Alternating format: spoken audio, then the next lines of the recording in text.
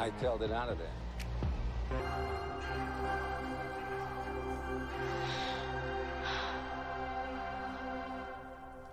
Are you crazy? Don't go between them! Go between them! Are you crazy?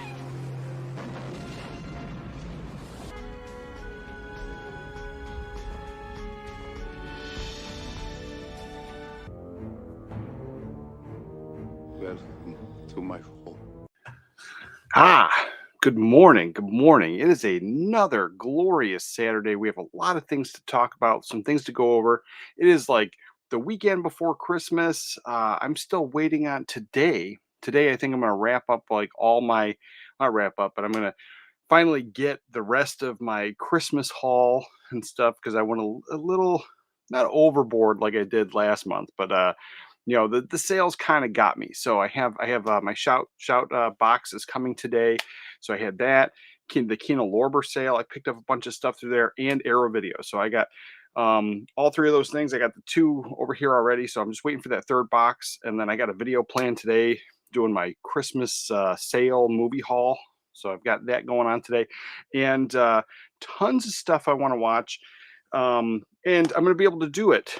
Sometimes I get a little over ambitious and I'm like, I'm going to watch these amount of movies today. I got to knock them out. But then between family time and everything else, it just doesn't work out. But today, and while I'm editing that other video, I have this whole setup over here so I can watch stuff. I've got a smaller TV here. I got one here. And so I'm able to watch stuff because I had a whole plan and I made a members only video and I went into detail of what the plan is for 2025. So I'm gonna give you guys just a tidbit of that, but not everything because the members got the full thing there.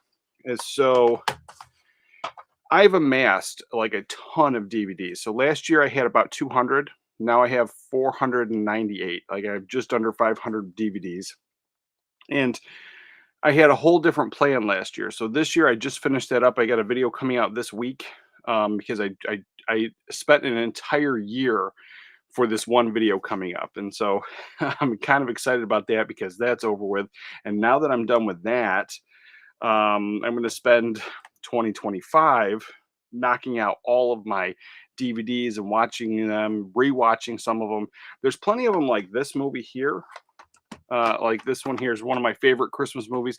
I'm going to be watching this today anyway, but The Man Who Came to Dinner, huge fan of this. And so this is something that, well, I love the film. I'm never going to part with it. Even if there was a Blu-ray, I'll just keep it. And because I enjoy watching it in here. I like watching the old black and white movies on the old 4:3 TV most of the time, not all the time, but most of the time when they encode the new stuff to a Blu-ray, they encode it to a widescreen. So even though it's a 4:3 image, it'll be on the widescreen. So you'll still get some black bars. You'll get a smaller image. It's not going to be perfect, or you'll get the black bars on the sides. And so when I try to watch the Blu-ray on my widescreen TV downstairs, I got the black bars on the sides. It's fine.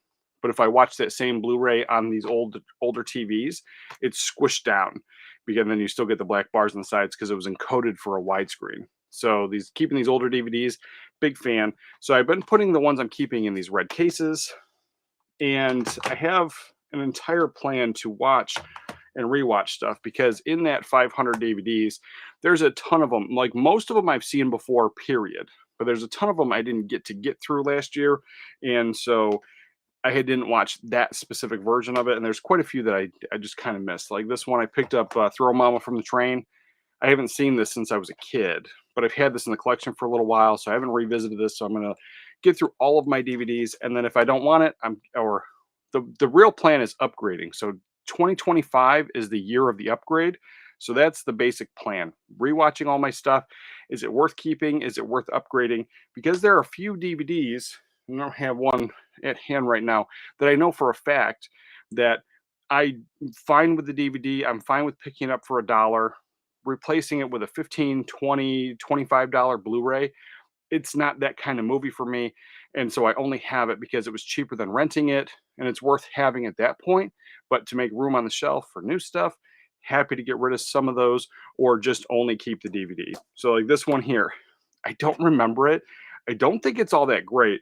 It might be a completely underrated film, but Metro. So I remember seeing this when it first came out, but I haven't revisited it since. I know I've tried a couple times, but it didn't work out.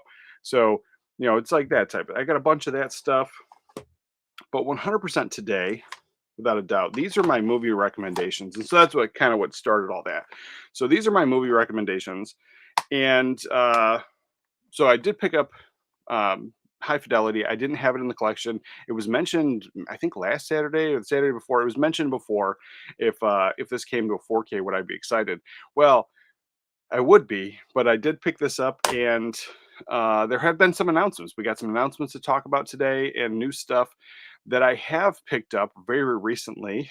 And I finally pulled the trigger of upgrading from my VHS or my DVD to the Blu-ray this year alone. And now we're getting 4Ks. And so it's happened to me a couple times.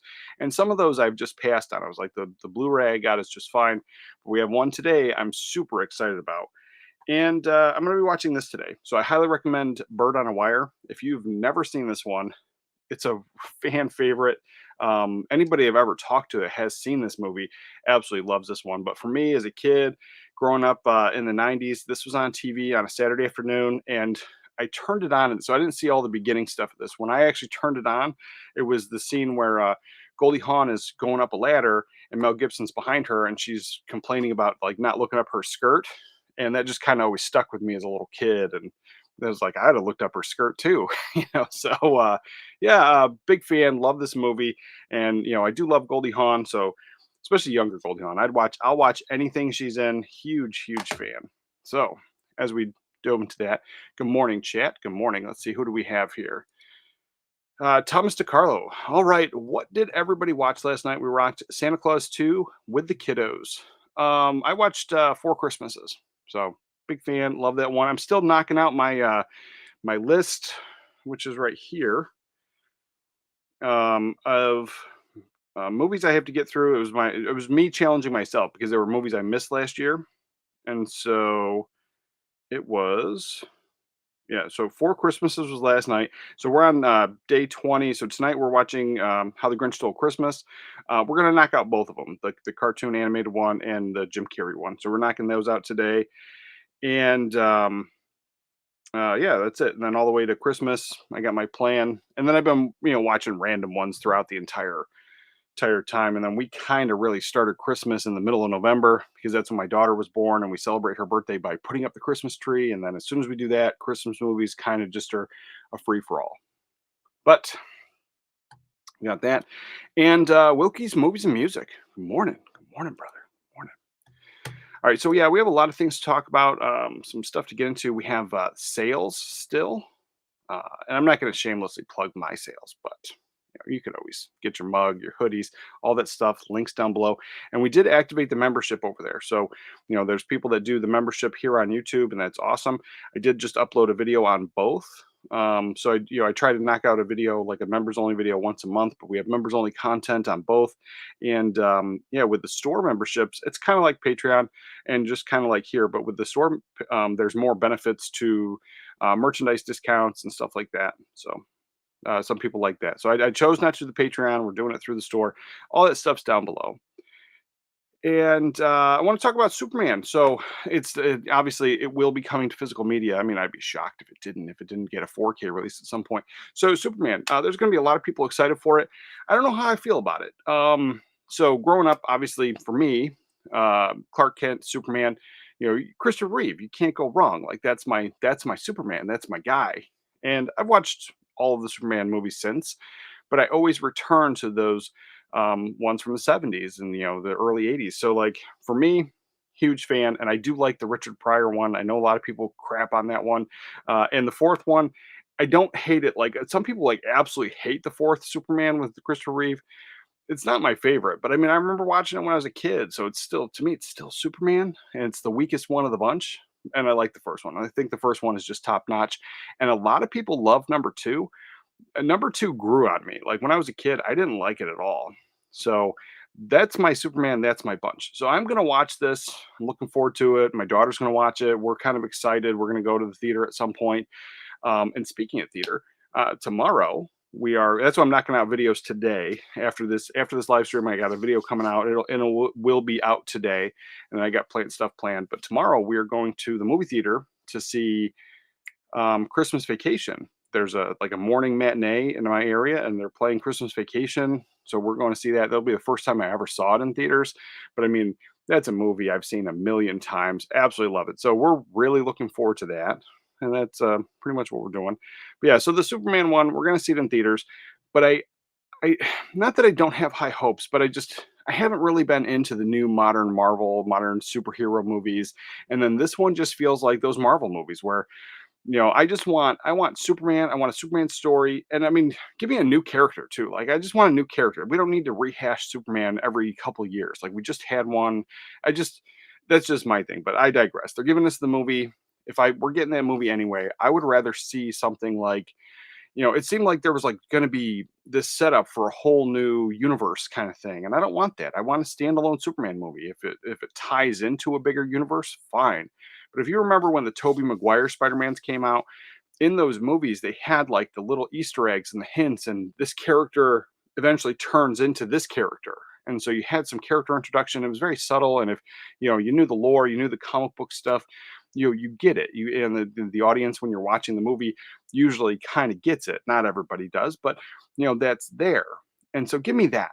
But this one, it seemed like it was going to be jam packed with a ton of creatures, a ton of monsters, a ton of bad guys, every different character. And so I don't know. I don't know. I'm going to give it a chance. I'm going to go in with, like a neutral thing. I don't want to any negative, any positive. But I was like, I watched the trailer. I thought the dog was cool, but when they introduced the dog in the cartoon, I was never like my younger or my oldest kid was watching it, and I thought it was stupid. I'm like, oh, stupid, super dog. What the heck? And I remember being kind of miserable about it, but I saw it last night or the other night. Last night we watched the trailer, so I saw it last night, and yeah, I was like, I could deal with the dog, but other than that, I don't know. I don't know. I'm kind of on the fence about it, but I wanted to talk about it. John McCord, Terrifier 3 for me last night. Would recommend. Nice, nice. Honestly, I never got into the Terrifier movies. I did pick up two on VHS, and that for me, I felt was a better watch, because like the Terrifier movies on 4K, it just seemed way too realistic. Like it didn't seem like a film to me, and I was like, it just felt like I was watching like real stuff. And I mean, obviously, I knew I wasn't, but it was just so crystal clear and 4K. It just kind of had that vibe for me. So I never got into the Terrifier stuff. But I will say that Terrifier 2 on VHS, watching it in here on this old tube TV, having like the lesser quality image, it did change how I felt about the film. So I went from like hating Terrifier to Terrifier 2 wasn't bad.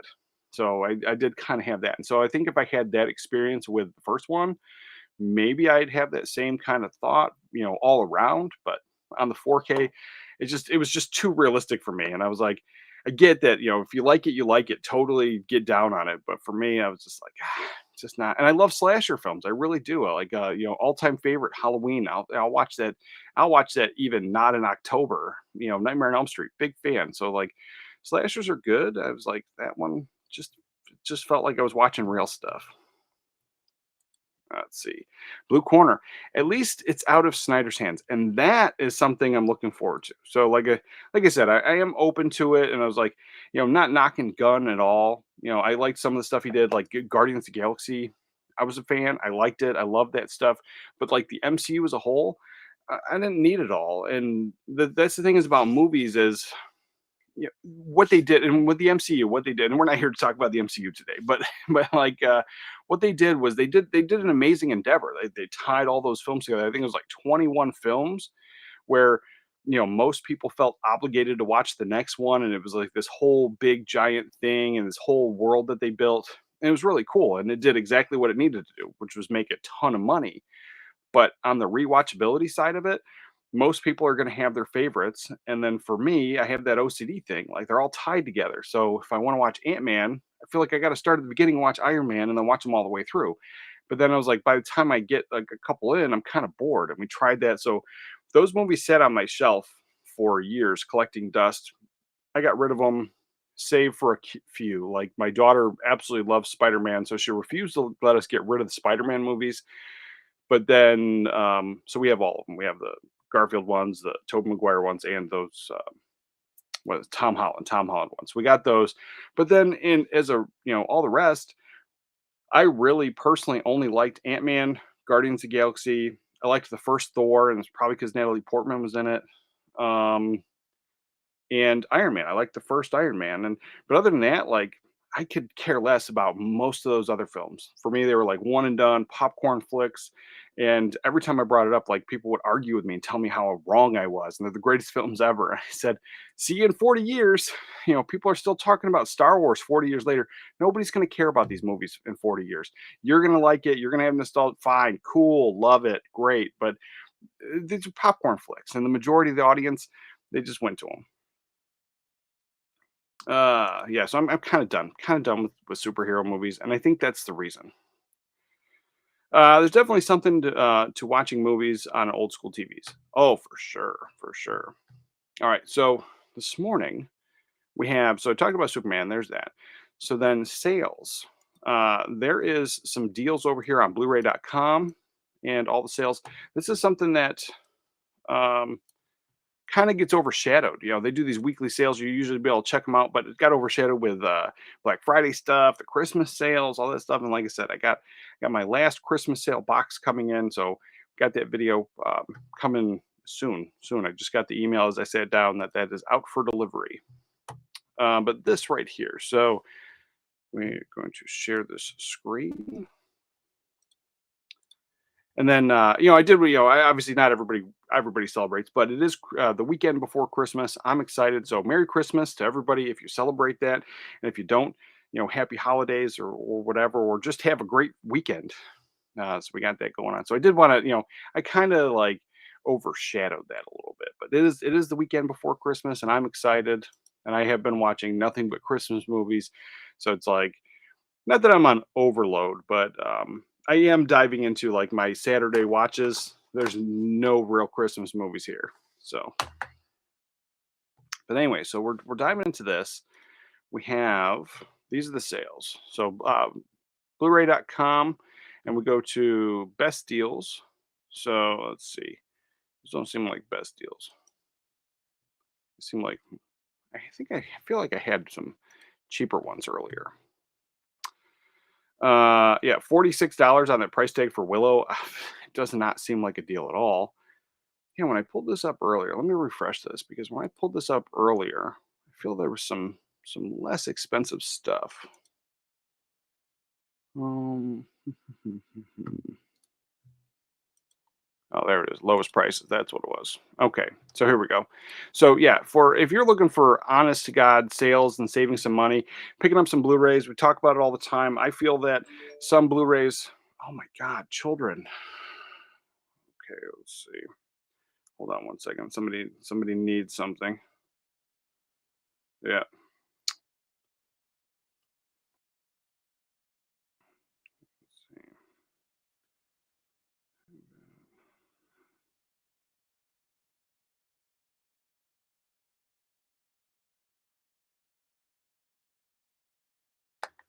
All right.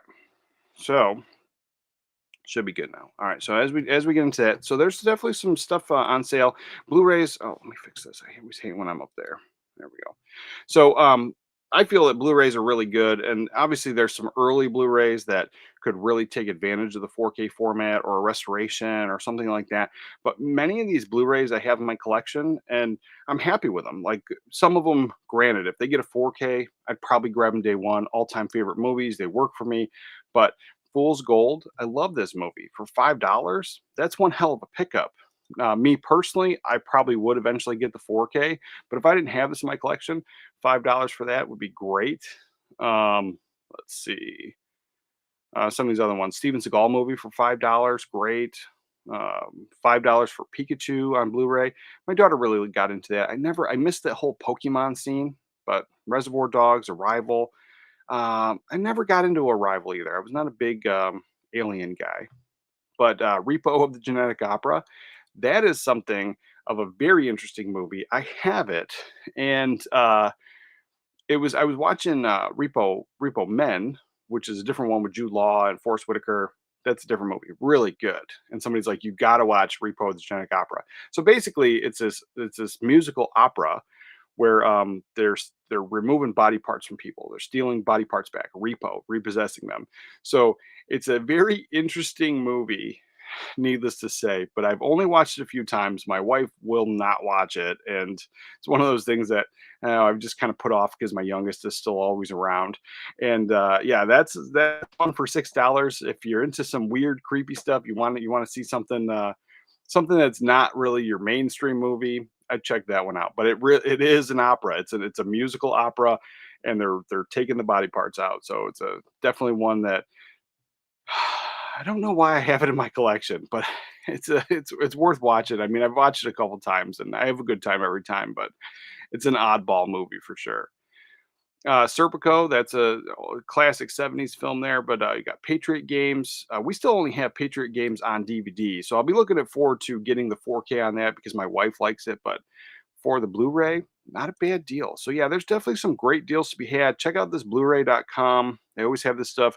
Eddie Murphy Raw, $8. That is one heck of a deal. And Eddie Murphy's Delirious has never been on Blu-ray. And I don't know if it's maybe because of the sales on that, but yeah, as far as I know, like not many people have it, but it's a Eddie Murphy Raw. You can't go wrong. I love old Eddie Murphy stand up. I have his, I have that. I have the Delirious one. I think I have Delirious also on VHS. So that's just a classic. And I know it's one that I feel in today's modern society, that's one that would not fly under the radar. Some stuff has flown under the radar. We're all kind of surprised that, Blazing Saddles got a 4K, and that type of stuff. But I feel that Eddie Murphy's Delirious kind of might make some waves, but maybe not. Maybe not. Let's see. Dolfo Rivera. I bought Terrifier 3 in 4K, but I didn't check, and it doesn't come with HDR. I regret it. Oh. Yeah, sometimes the HDR is really good, and like what I've noticed is, um, it seems like at first I thought the HDR and all that stuff when I was first getting into the technology, I thought it was a way to enhance older televisions. So a lot of the older 4Ks, especially like the LCD screens, they would never have like a true black. They would have like a gray kind of look to it. I know my very first 4K television had that, and then it wasn't like as I started diving into like how some of this stuff is restored. Most of the time, like after the restoration's done and they do like all the polishing up and doing all that, then the color grade is off and it has like this gray wash over it. And so there's I felt that the HDR was a way to enhance that or fix that, but without having to naturally go in and like frame by frame, like recolor everything, because that's what some of those older 4Ks are showing. Like there's definitely a difference in the color grade, and even ones with HDR, it's not the same as what the Blu-ray looked like or any of the other previous formats. So I'm not sure exactly what HDR is now for. Like I know what they say it's for, but I really, like I said, originally I felt it was to kind of mask the incapabilities of some of those early televisions of giving you those richer colors and the brighter whites and the darker blacks. And then OLED kind of course corrected all that, but not everybody has an OLED television. So I have a really good experience on most of my 4Ks, and including films that people say are absolutely horrible, I think look amazing on my OLED.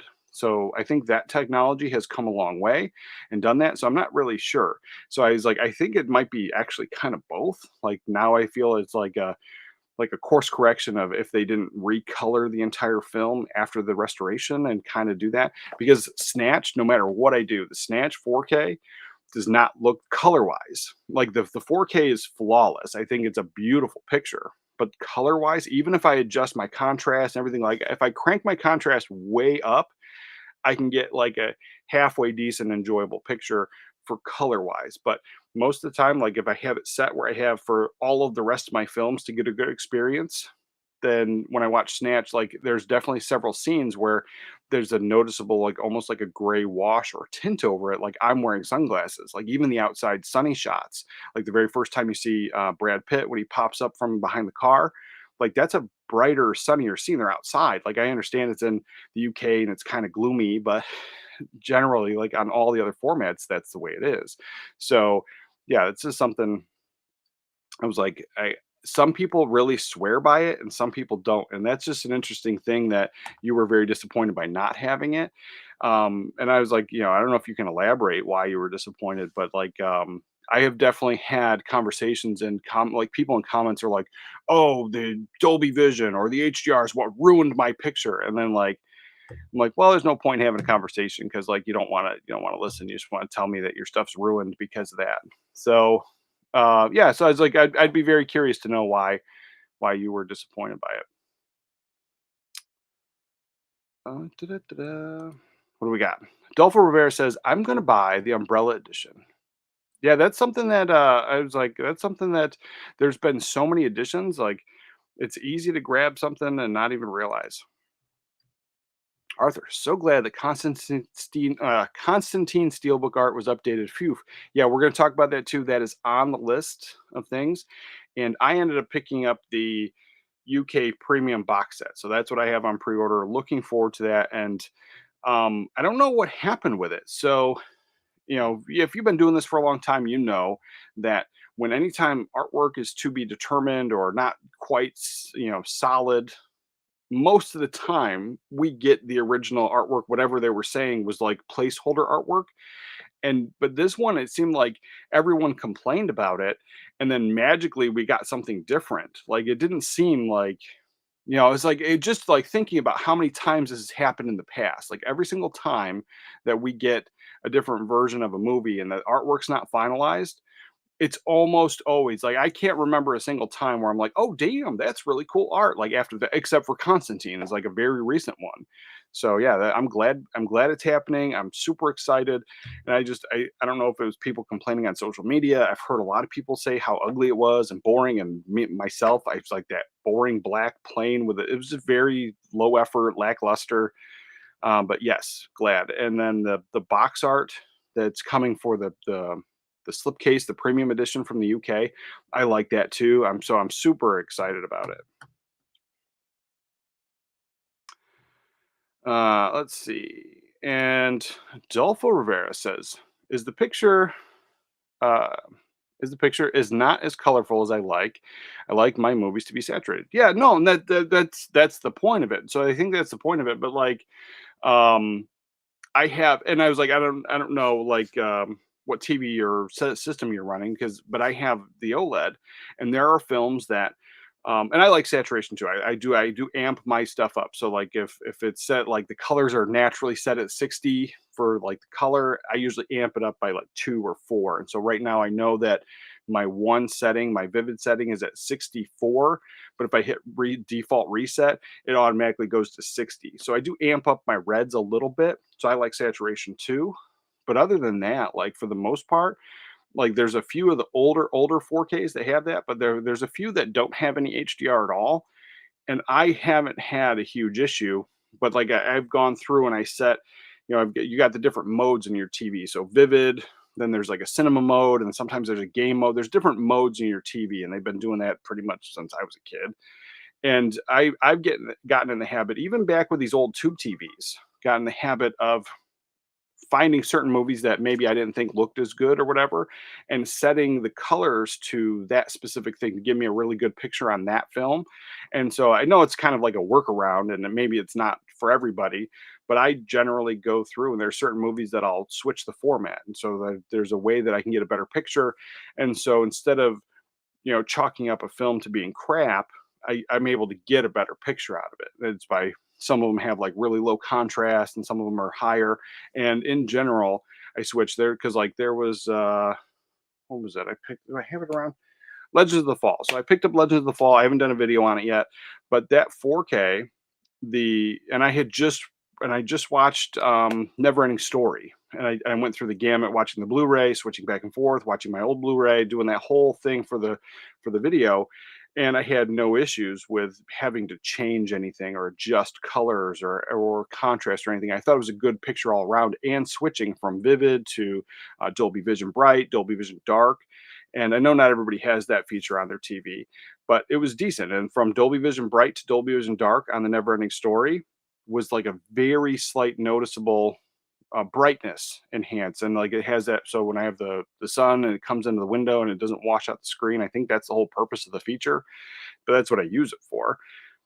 And then when I popped in Legends of the Fall, the Dolby Vision Dark was extremely dark, and then the Dolby Vision Bright was so bright that, and I hadn't changed the setting from Neverending Story, and that was perfect on all the rest of my films. So then with Legend, I was able to then get a good picture by changing the contrast a tiny bit on the Dolby Vision Dark, but no matter what I did on the Dolby Vision Bright to get the better picture, I still was able to see like, and the film has film grain. It has tons of film grain, even on the Blu-ray in the sky and everything else. But there was more film grain stuff that wasn't in the Blu-ray, specifically like in the water scenes. Like there was definitely like the whole water looked like film grain, and that was on the Dolby Vision Bright at the settings that I had for most of my other films. And so watching it on Dolby Vision Dark was amazing. And then the saturation was great and everything like that. And on Dolby Vision Bright, it was kind of washed out. So different films, the way they were color graded, the way they were restored, and then that one had Dolby Vision. So I mean, it's a form of HDR. So just like for me, it's just been, it really has been dependent on the film. Let's see. Oh, there you go. So you've got an OLED, you got, or the QOLED and the Panasonic. Yeah, so you should have a pretty decent picture most of the time anyway. But I would go into I don't know what's, because I have a Sony, so I don't know exactly what they have, but I would go in on some of those ones that don't have the saturation where you like it, and maybe just up your contrast a little bit.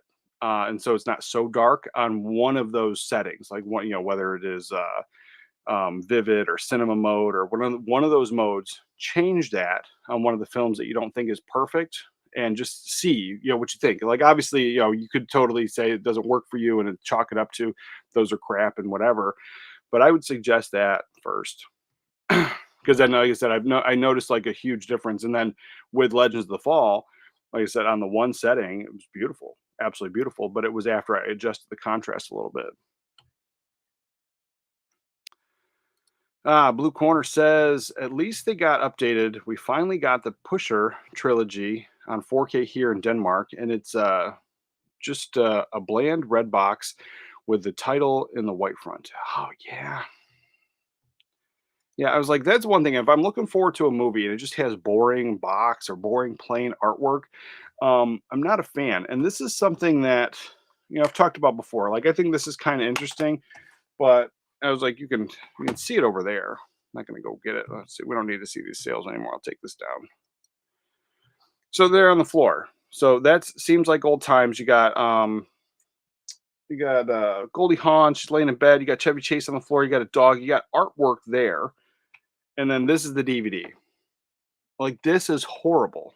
And I mean, it's fine for what it is, but this doesn't sell me on the movie. This is selling me on actors. So you're like, oh, Chevy Chase, Goldie Hawn, sure, but like that sells me on the movie, and that's how the artwork used to be. And so that's what I want. Like when I'm looking for premium sets, and if they're gonna ask premium money for stuff, now obviously some of it's not worth it. I don't think $50 for steelbooks. I think that's an outrageous, stupid price. But give me some good art. You're gonna give me low effort, boring, plain art, then I don't need it. Like I have so many movies and I'm happy owning a DVD. So I don't have to have the newest, greatest 4K. If the art's going to look like crap, I don't need it. So yeah, that's one of those things that for me, I would definitely kind of push it off to the side. Let's see. Morning, John. John Doe Juggalo. Good morning, my friends. Good morning, brother. Good morning. John says, also checked out Demolition Man 4K and mind blowing. Also waiting for No Country for Old Men. Can't wait to watch. Yeah, Demolition Man was a really good time. Now, I always enjoyed the Blu-ray, like so that was one I never clamored for the 4K, but it was good. It was definitely a really good 4K, noticeable difference, great color, and for me, I loved the Atmos track. So all around, that's a great 4K. Probably contender for top 10 of the year, which I've got that video coming out soon. But yeah, big fan of that one. Big fan. And I love the movie. Love the movie. So John says Demolition Man 4K was solid. Oh, for sure, for sure. Some people are saying reference disc, and like I think it's like a top notch 4K like picture wise, but I think like I would only say reference just because of the Atmos track. I think it adds so much to the film. So I think it's like I think that's what just kind of pushed it over the edge for me. But all around, yeah, pretty solid. Pretty solid. Let's see. John says, I think I may try to get the QOLED next time. I love my OLED. It has a great picture, but clocking over 13K hours on it, I'm starting to get scared of wear and tear. Yeah, that was like, the thing is, like, it's crazy because this TV is like 20 something years old or maybe even more. Like, this came out, like, I think late 90s. So yeah, this is definitely an old one, but it gets tons of use. It was used before. So like the technology used to last, and now it doesn't seem to. Like I am on my this is my third this is my second 4K television, but my third like big screen downstairs, and I'm still running my tube TVs from 30 years ago. So yeah, like that whole wear and tear conversation. Oh, it's just it kind of gets me too. Kind of gets me too. And Blue Corner says, I want Pusher in 4K, but yeah, the Blu-ray art that Umbrella used was way better. Was my number one release last year, so yeah, pretty let down with the actual Danish release. Yeah, I was like, I tell you, I 100% agree with you. I agree with you. I mean, I don't know that release specifically, but that mindset, I totally get it.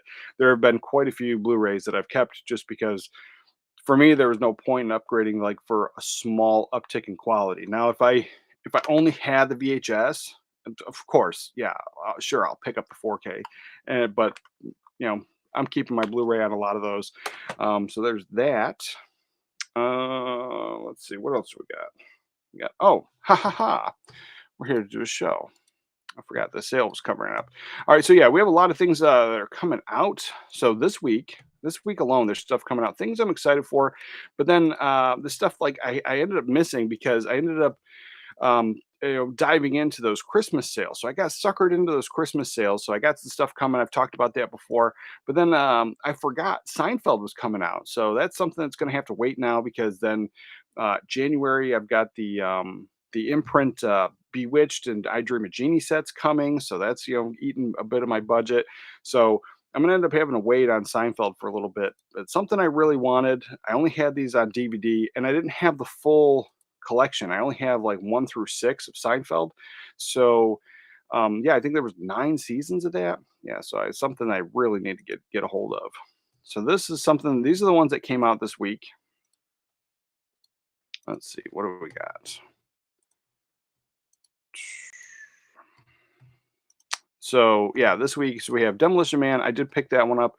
The Faculty on 4K. I ended up not picking up the Faculty because I just picked up the Blu-ray just like beginning of October time. So for me, there was no reason to double dip and get that.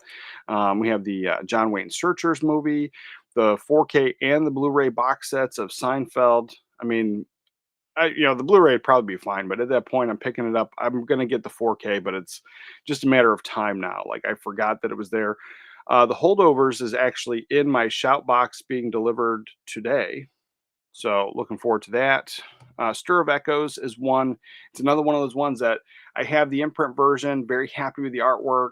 Big fan of what Imprint does. Obviously I'm a huge fanboy, but then so I didn't get the 4K of Stir of Echoes, but I hear it's great. I mean, that package looks good. Kind of interesting. I don't know if that one was one of the lenticular packages. I think it kind of was. Now that I think about it, let's see, what does it say? Lionsgate put this one out. Yeah, because I think like her head pops up over here. So one of those things. And that's pretty much it. I mean, I know a lot of people were picking up Terrifier 3. I was going to get Far and Away, but then last minute I decided that I didn't need it anytime soon. It's one that I could wait for because then when I did I had it on pre-order through Amazon, but then I canceled it because I was going to do the Shout order But then I was like, you know what? I ended up start throwing stuff in the cart, and then between the Kino Lorber order, the Shout order, and the Arrow order, I was like, that's way more than I had planned on spending this month alone. And I didn't get the Seinfeld set either. So then I was just like, I got to cool it. I got to cool it. I've had some real big months recently. And coming into December, January, that's the time that I always slow down anyway. And, how can I justify getting myself like tons and tons of stuff? And so I just kind of, it's one of those ones where I was like, I don't need it. I got the VHS. I haven't watched it in a while. I'll get it in a little bit. So I waited on that one, and I've had no interest in seeing the Joker. I think the first one was fine, but then I have the 4K, and it was a one and done for me. I've not had any interest in revisiting it, but at the same time, like I've had no interest in getting rid of it either. Like I think it's fine. If I ever want to watch it again, I have it. But I had no interest in seeing it, and I know that there was all over. There was people that loved it, people that hated it, people that said it was woke, people that said it wasn't woke, and like so, like everybody kind of had an opinion about that movie. I just saw the trailer and I just knew it wasn't for me. And Below. So that's the other one. So those are the ones that came out this week. Out of all of them, I have the holders coming today, and I did get Demolition Man. So, but Seinfeld, I'll get that eventually. That's one that I have high on my list of things to get for 2025. And I have a whole 2025 plan. And it's, I said earlier in this episode that it's the year of the upgrade. So that's the focus. There's a lot of, I have like close to 500 DVDs, like real close. It's like 498. And I'm rewatching every single one of my DVDs this year and deciding whether it's, a must have, must keep, or if it's something that I love so much, I should upgrade it and then just get rid of the DVD with the small handful of ones that I'm keeping no matter what, no matter how many copies I have. So that is the plan. And in that plan, I'll fit in Seinfeld there.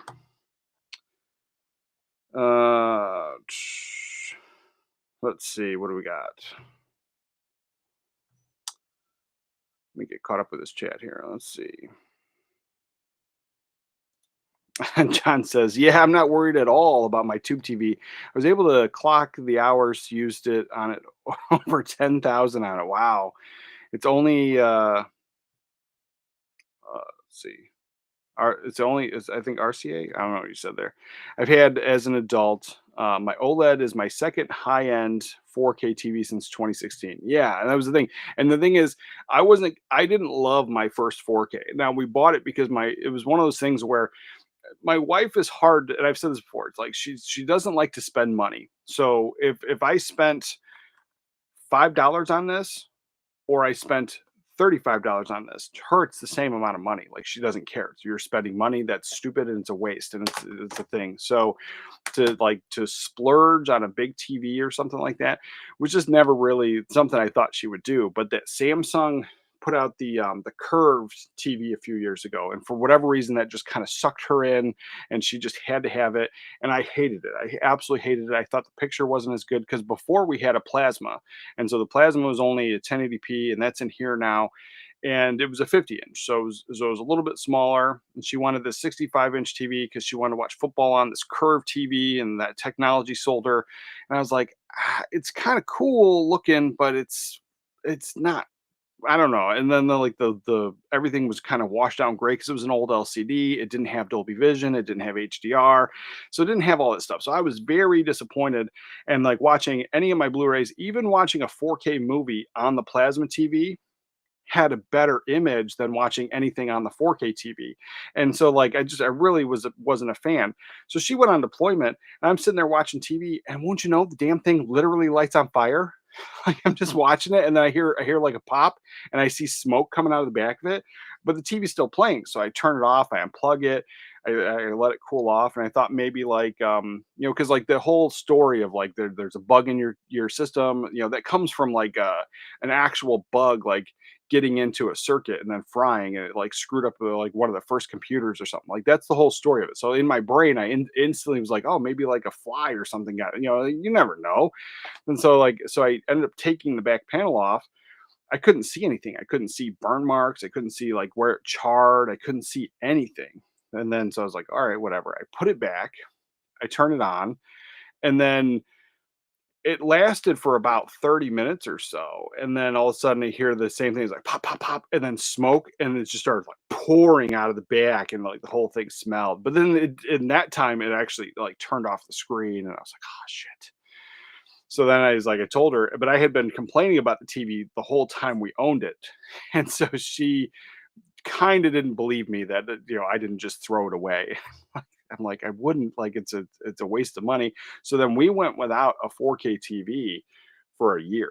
And so that went out, and then I put my plasma back downstairs, and I used that for a solid year before I settled on the OLED. And then I waited for the end of year sale too. So I ended up getting it a little bit cheaper because all the new models were starting to come out. And so I ended up getting a pretty decent deal on it.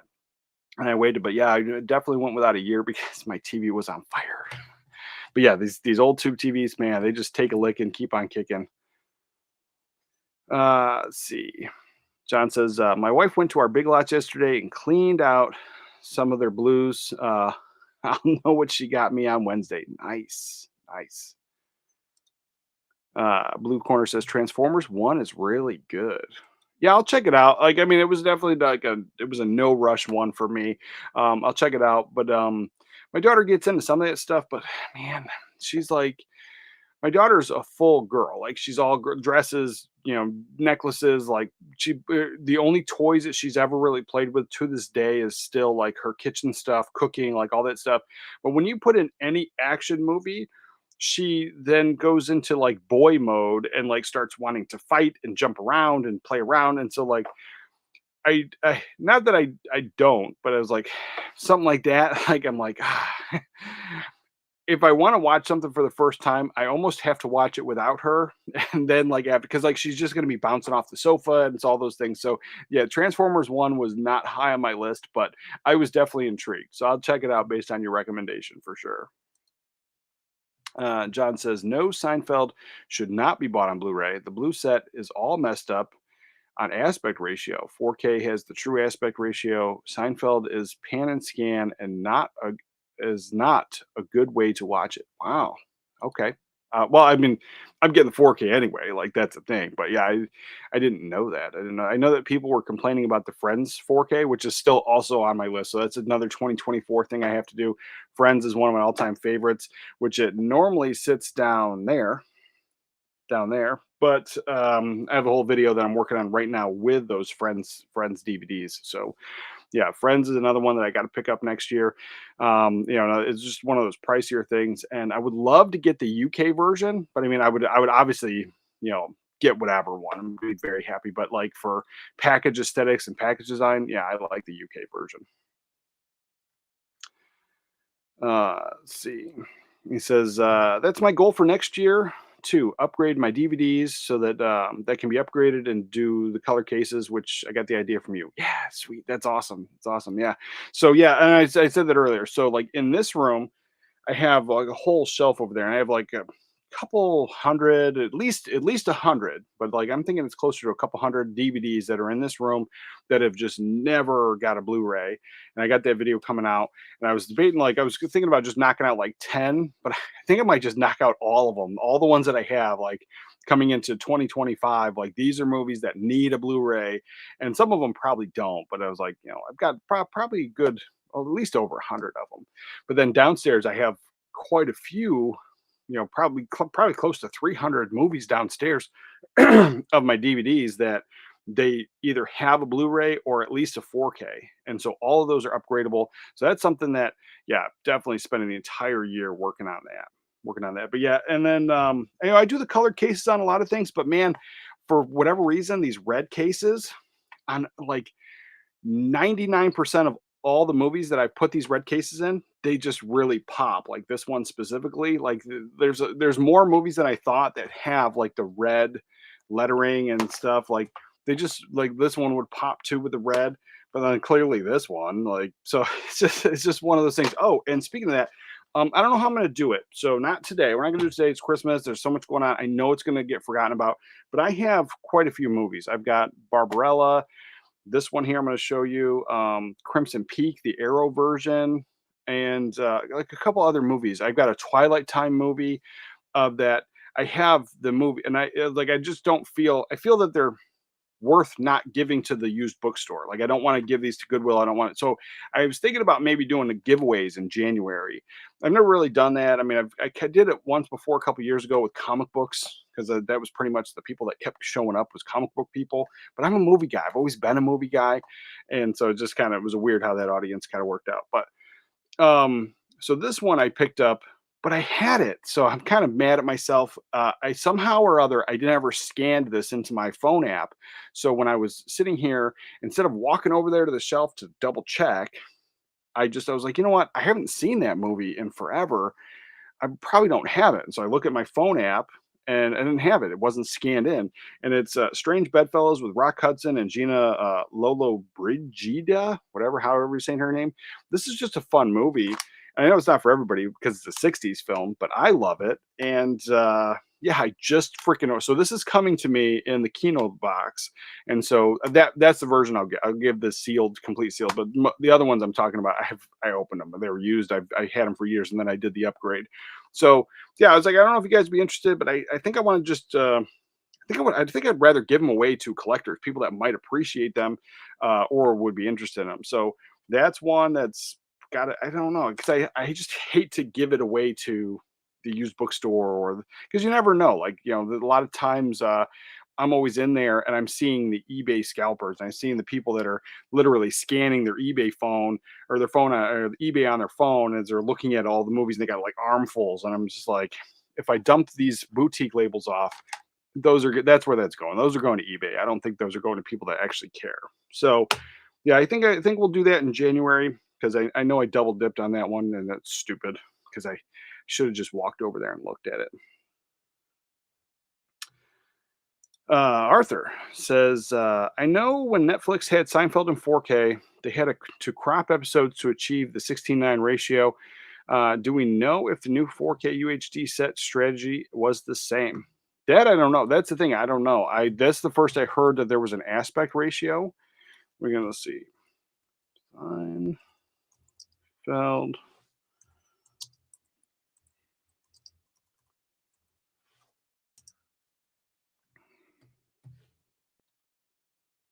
Let's see.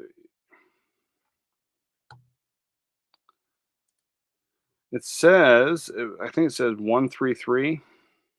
Episodes presented in 133 to 1 at 4K resolution, HDR10. And then there's the 2K Blu-ray. So yeah, the Blu-ray is presented in 178 to 1. So there is definitely a difference in aspect ratios. Ah. And then let's see. What is that?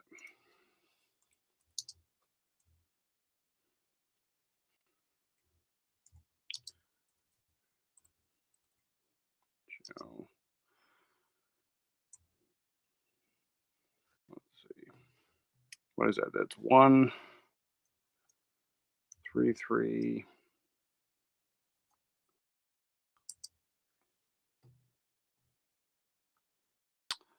Yeah. Yeah, so yeah, it looks like it's not gonna be that way. That's it. Yeah, that's all I could find. All I could find. And that was saying it was on the discs. So we got that.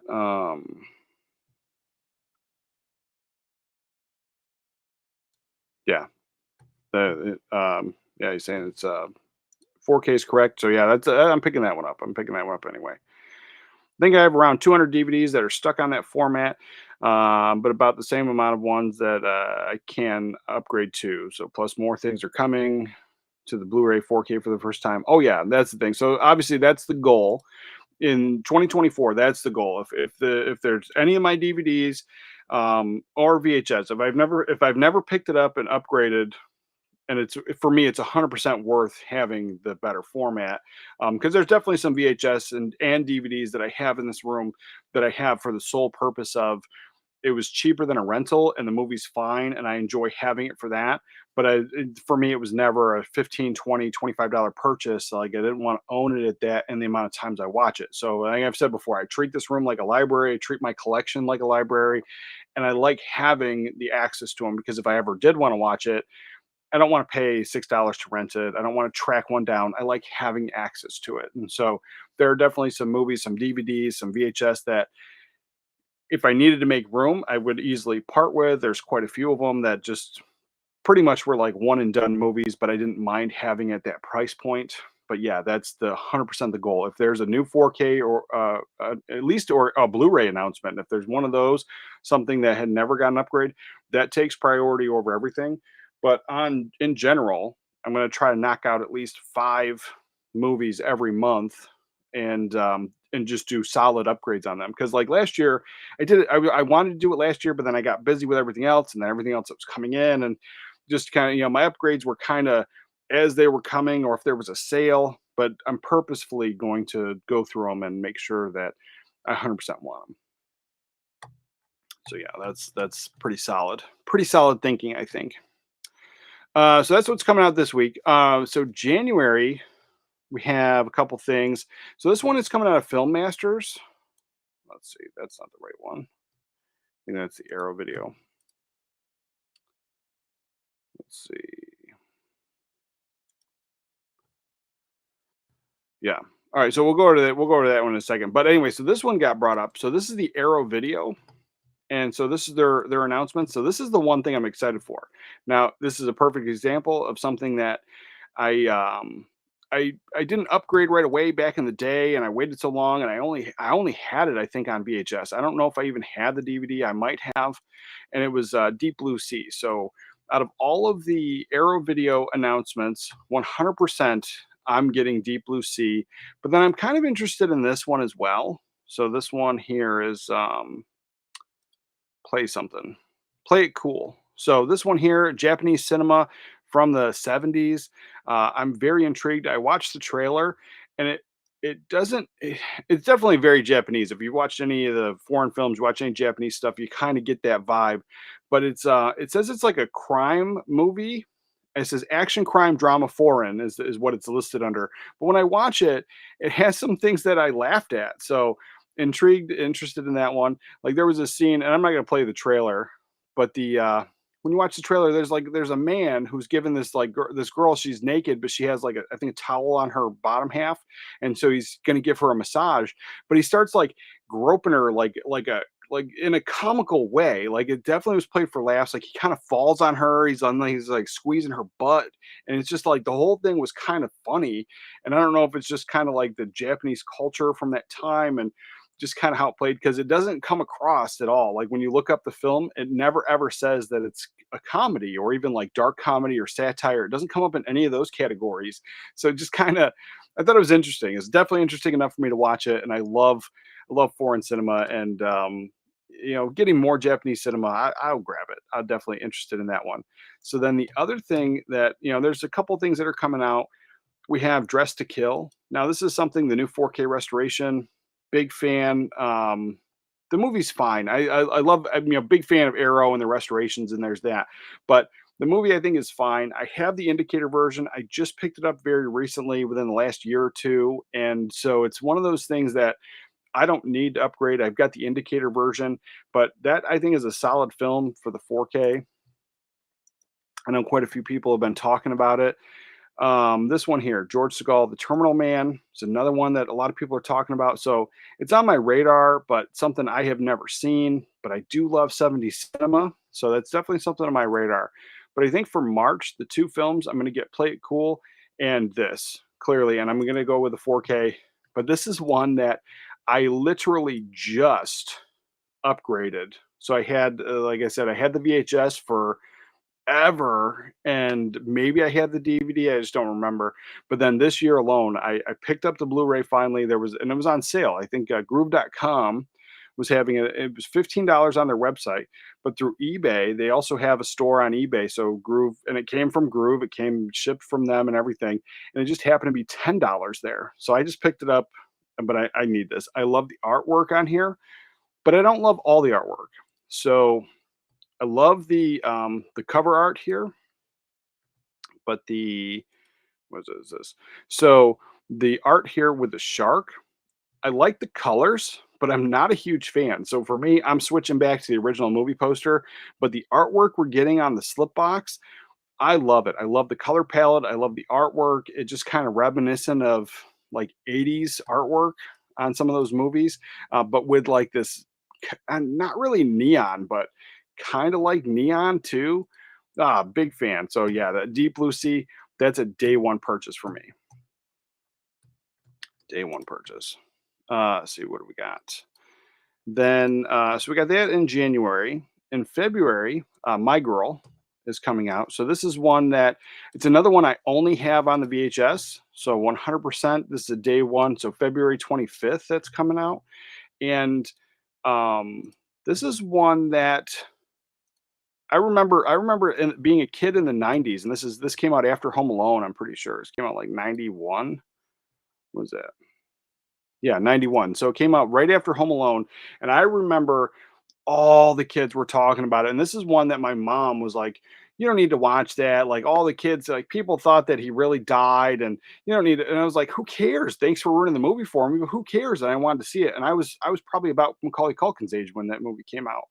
And so it's one of those things that I really wanted to see, but I remember everyone was talking about it. They wouldn't stop talking about it. Like I'd go to school, and most people didn't really talk about movies back then. It's something I remember, but this one, like I remember being there at lunch, and like everybody was talking about it, and so it definitely in my wheelhouse for the longest time. And then I finally saw it a couple years later on TV, and I loved it. I always liked this movie, so it's one that I'll pick up. But it's something that over the years I've never had it on Blu-ray, and I don't even think I ever had the DVD of this movie. So, and I don't know if it's just because not a hard watch or just that time in my life. So, my oldest daughter, she's in her 20s now. So I had kids early, and then I just had, I had a lot of kids. So, so the fact that I've always had younger kids around, and not that it was inappropriate, but they wouldn't be interested in it. So I spent more of my time of getting more movies that they would be interested in, more family movies and stuff. So it's just something that I was always happy to have on the VHS. But yeah, that's going to be a day one purchase for me. Let's see. Arthur says, "My Girl, great movie. Anna Klumsky is awesome in the HBO series Veep." That's something I miss too. So like I like TV shows, but I never got into that one. I found that as I've gotten older, I've been revisiting like my favorites, my core favorites more than anything. And I have, I think like something like 50 different TV shows in the collection, and some of them are their kid shows and whatnot. But as I went through the collection, it's Friends, Seinfeld, How I Met Your Mother. Oh, did I freeze? I think I froze. Okay, so I'm back. So it's Friends, Seinfeld, How I Met Your Mother, Two Guys, a Girl in a Pizza Place. I like that show. Uh, and I think that's pretty much it.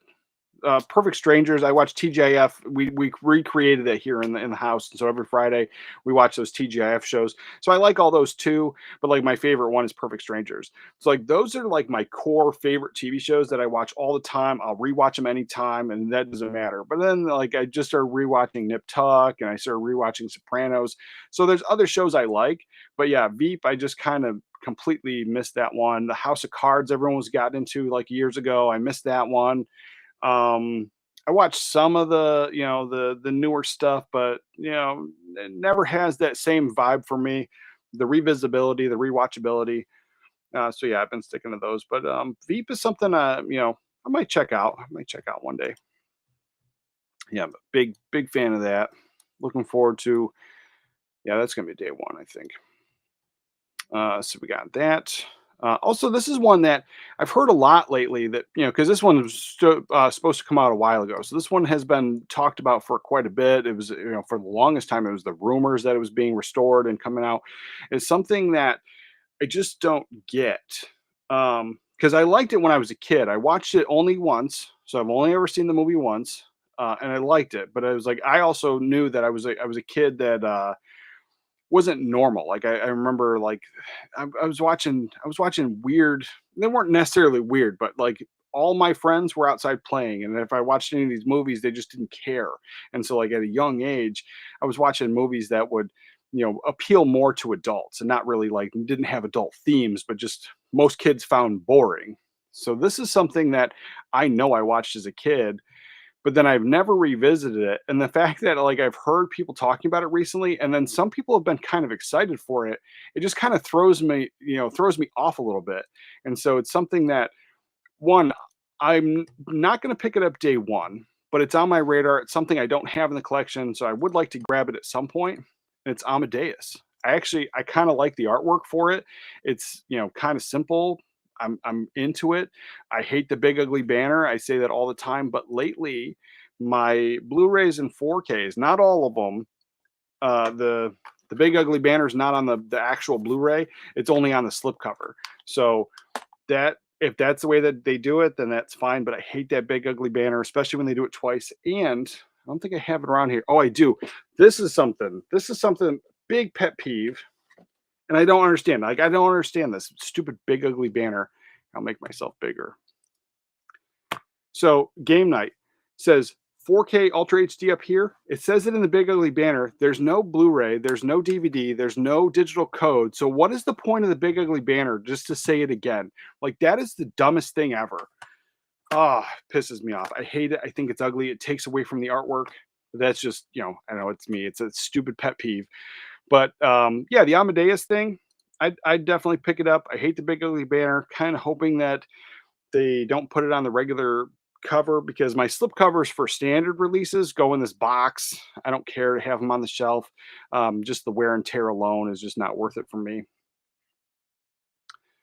What was it? Arthur says, dude, I play Seinfeld in the background while I work. That said, I've never watched Friends. I get you on core watches. Yeah. Well, see, I kind of grew up on Friends. So when it came out, when it first came out and it first aired, like it was on later at night. And I remember my mom watched it a little bit and then, she just decided it wasn't a show for us. But then it was when they started playing the reruns on TBS. So like Monday through Friday, they would have a day. And then, or maybe I think it was like every day. It was every day, Monday through Friday at a certain time. There was Friends episodes, and so we started watching those. And I remember I was in middle school when that happened, and then so yeah, I just kind of watched it, and then we watched it as a family, and like there were some things that my mom would always scoff at, and she thought was inappropriate and whatever because my mom was weird.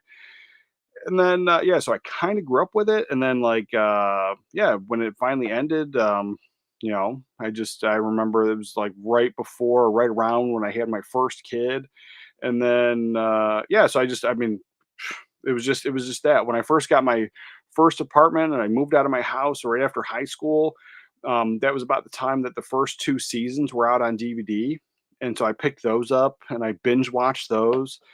Yeah, so it's something that I just kind of got into, but it was something I got into early. Like I remember I was watching it in middle school because at that time in my life living at my parents' house, it was watch TV or do chores, and so like if basically it was my mom's instant way to like get everybody quiet and shut up, and so I was like the cable guy, man. They stuck us in front of the television all the time, and so yeah, I watched that type of stuff, and yeah, I got sucked into it. And it's also the same place, the same time Friends was also on, or not Friends, Seinfeld was also on all the reruns Monday through Friday, on TBS and that. So that's how I got into basically both those shows. Let's see, what do we got?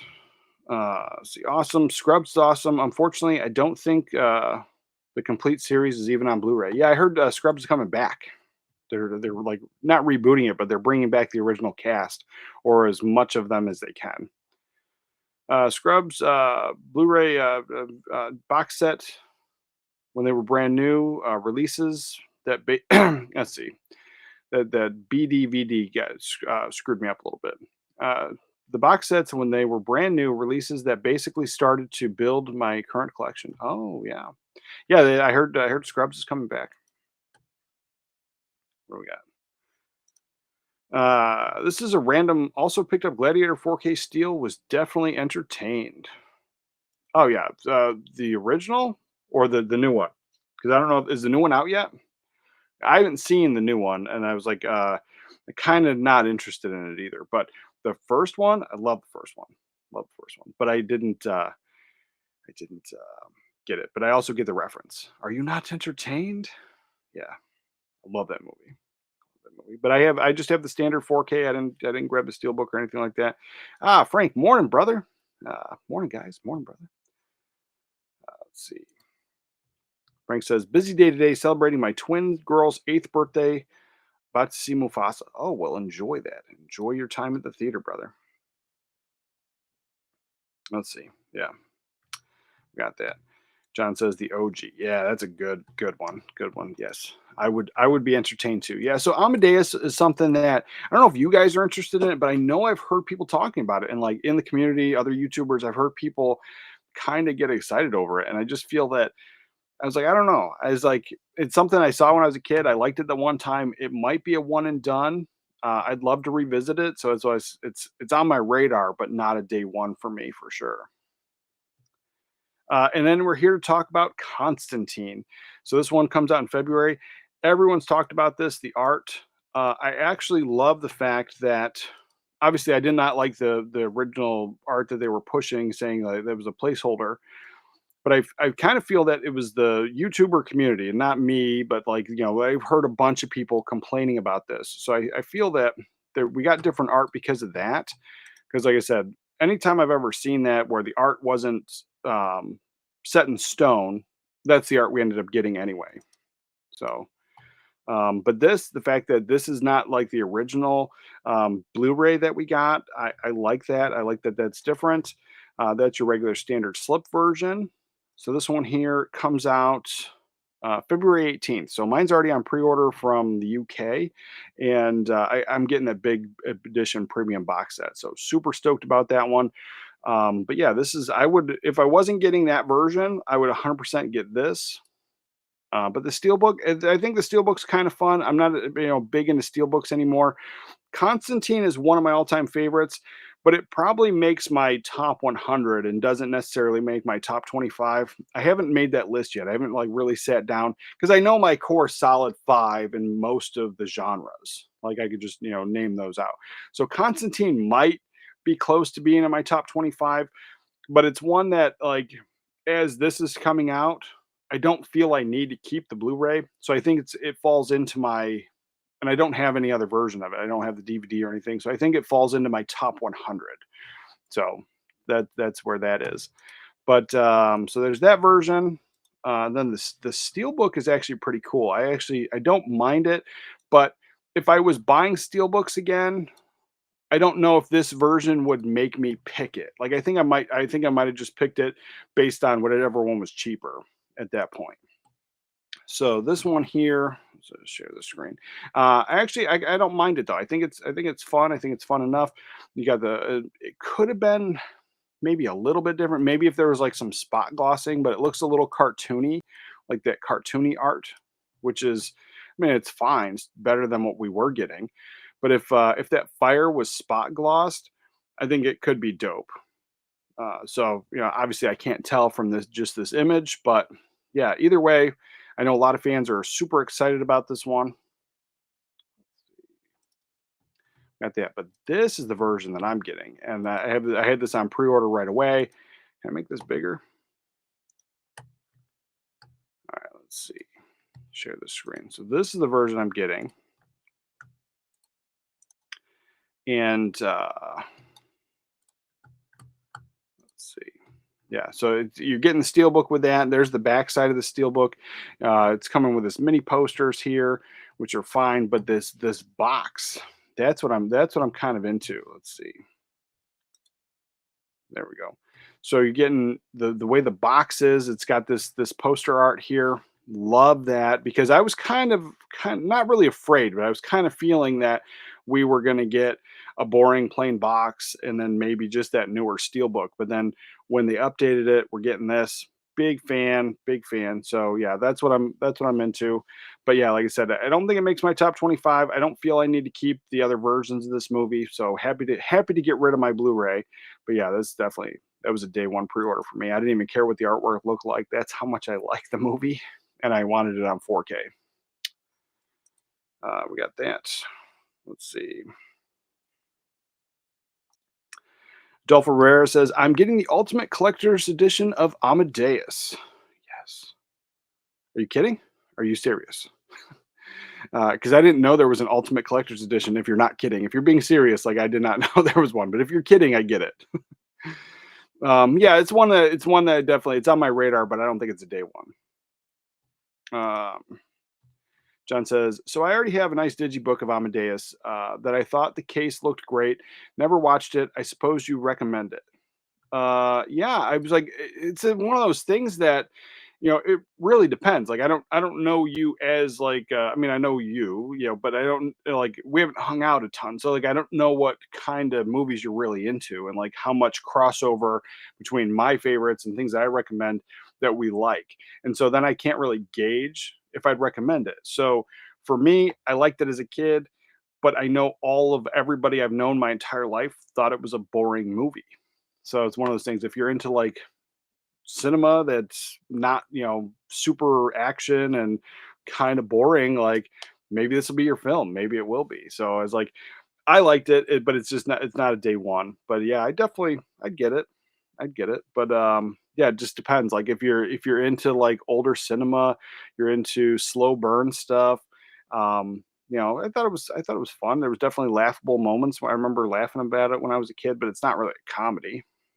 Just how Mozart was played. He kind of was played aloof and just a good time. I thought. Let's see, since you don't mess with steelbooks anymore, would you buy a 4K that a steelbook was the only option? Yes and no. So I've passed. Like Fright Night. Fright Night, one of my all time favorites. It it definitely makes my top 100. I have it on the Twilight Time Blu-ray. When the 4K came out, steelbook only, I never picked it up.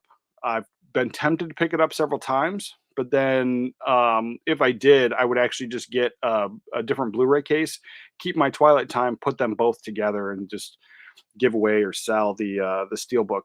But I did just pick up Stardust.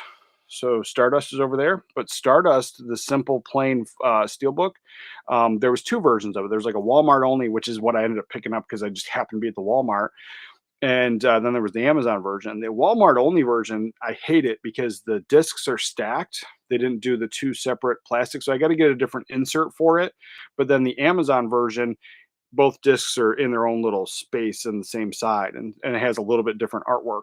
But then so I picked that up because that is it's 100% in my top 5 favorite fantasy films of all time.